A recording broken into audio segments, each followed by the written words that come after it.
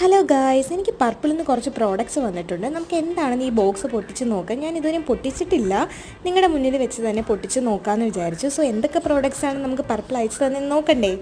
നിങ്ങളെപ്പോലെ തന്നെ ഞാനും എക്സൈറ്റഡ് ആണ് എന്ന് ഞാൻ പറയില്ല, കാരണം ഇതിൻ്റെ അകത്ത് എന്താണെന്ന് എനിക്കറിയാം.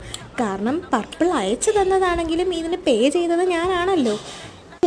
എനിക്ക് ആവശ്യമുള്ള പ്രോഡക്റ്റ്സ് ഞാൻ തന്നെ പർപ്പിളിൽ നിന്ന് സെലക്ട് ചെയ്ത് എമൗണ്ടും പേ ചെയ്തപ്പോഴത്തേക്കും പർപ്പിൾ എനിക്ക് അയച്ചു തന്ന പ്രോഡക്റ്റ്സാണിത്.